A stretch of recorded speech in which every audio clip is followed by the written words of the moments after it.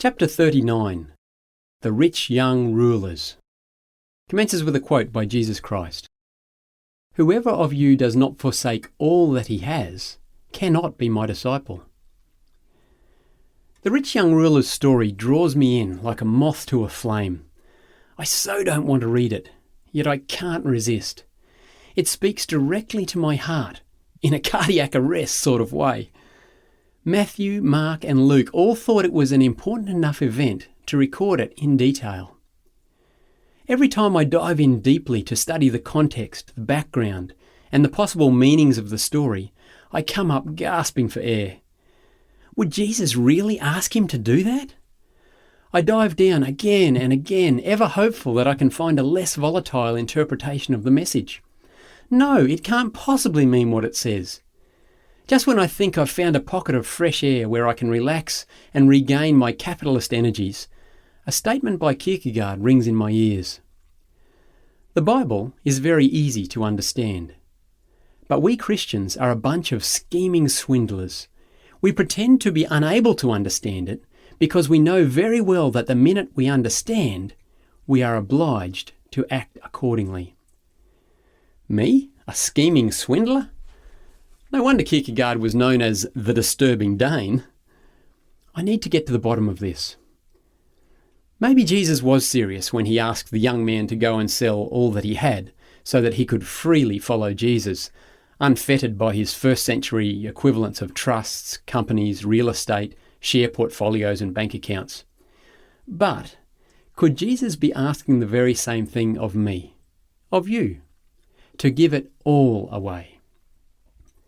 There are plenty of theologians and gospel commentators, not just those from the prosperity gospel, who think that literally selling everything and giving it away would be a most absurd 21st century interpretation of Christ's encounter with this rich young man. There are those who argue, and I believe rightly so, that the rich young ruler was too attached to his assets, and that Jesus, who loved him dearly, knew that the only way he could become a true follower was to sell it all and give the money to the poor.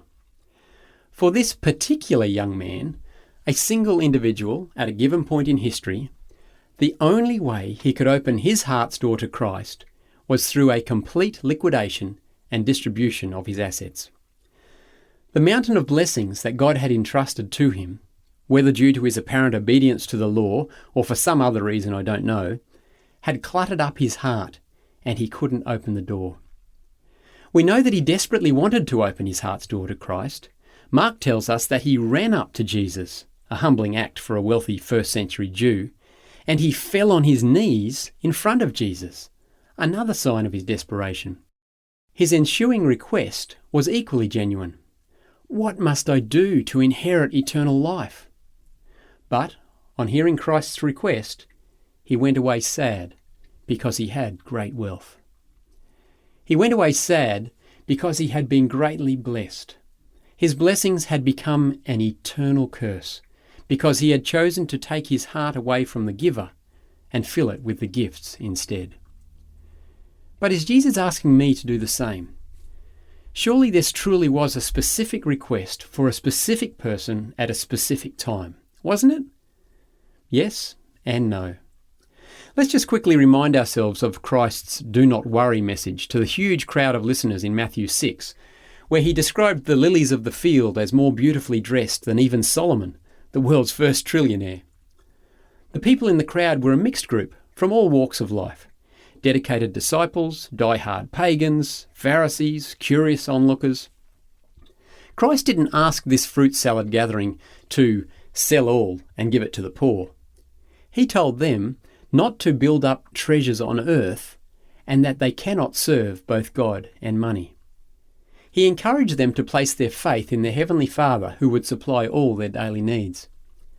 But, and here's the thing that surprised me even after years of studying the rich young ruler's story, he wasn't the only one who Jesus asked to sell your possessions and give to the poor.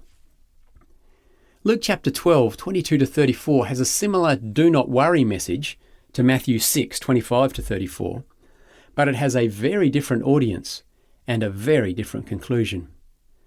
No longer is Jesus talking to a massive crowd. He's talking to his disciples. After telling them how God supplies all the needs of the ravens and the lilies, and even the fast-wilting grass, and how they don't need to worry about where their food or clothes will come from, he says this to his disciples: "Sell your possessions and give to the poor." Am I a disciple of Christ? Are you? And then, just in case I have found some way of interpreting the rich young ruler's story, and even the word disciple to exclude myself, 2 chapters later, Christ is at it again. This time his audience is described as great multitudes, probably a similar sort of crowd to those we read about in Matthew 6. So what did he say to this seething mass of people from all walks of life? Luke 14:33 tells us, "So, likewise, whoever of you does not forsake all that he has cannot be my disciple." This is starting to hurt. And Jesus didn't stop there. In Matthew 13:44-46 he said, "The kingdom of heaven is like treasure hidden in a field. When a man found it, he hid it again, and then in his joy went and sold all he had and bought that field." Again, the kingdom of heaven is like a merchant looking for fine pearls. When he found one of great value, he went away and sold everything he had and bought it. The most lenient interpretation that I can still maintain as being somewhat true to the text is that Christ may not be asking us, you and me, to sell and redistribute all our assets before we follow him. But, and again it's a big but, if our assets and the many activities involved in acquiring them, enjoying them, and caring for them are getting in the way of us truly following him and maintaining our relationship with him, then yes, we do need to sell up and give the proceeds away. So are they? Are my things, my blessings, getting in the way of my relationship with God? Are yours? For me to be perfectly honest, I must answer yes. There's something about money and an increasing net worth that too often gets between my heart and God's. I shouldn't be surprised. Jesus himself told me this in Luke 16:13. "No one can serve 2 masters. Either you will hate the one and love the other, or you will be devoted to the one and despise the other. You cannot serve both God and money." It's not directly relevant to this chapter, but note the Pharisees' response to Jesus' comment in Luke 16. The Pharisees, who loved money, heard all this and were sneering at Jesus. He said to them, "You are the ones who justify yourselves in the eyes of others, but God knows your hearts. What people value highly is detestable in God's sight." Am I living like the Pharisees of old? Am I blindly being led by the money-centric society in which I live? I think I know people who seem to be able to balance their increasing assets with their growing relationship with God, though they may well be fighting a secret battle too.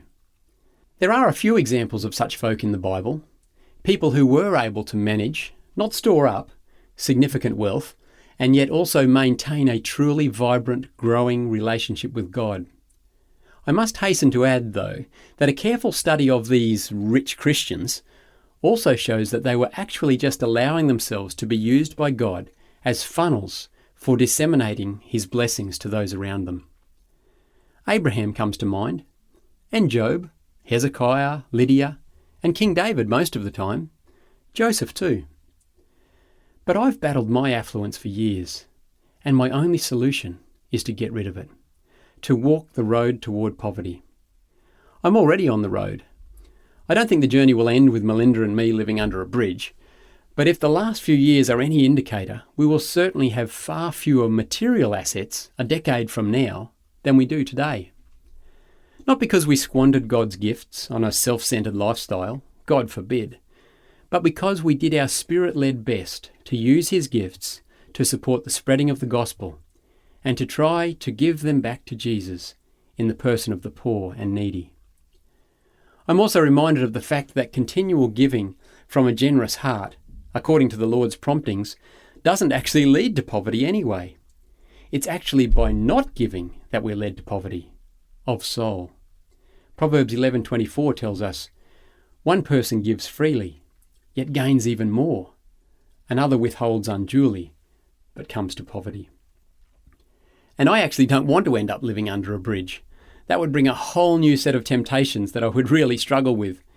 I think Agur got it pretty right when he gave his requests to God in Proverbs 30, verses 7 to 9. 2 things I ask of you, Lord. Do not refuse me before I die. Keep falsehood and lies far from me.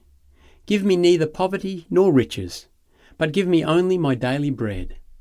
Otherwise I may have too much and disown you and say, Who is the Lord? Or I may become poor and steal and so dishonour the name of my God. So we're off on a journey. Remember those homes that we kept building, living in, and then keeping, Greek style? Well, we've started selling them and putting the proceeds into God's work.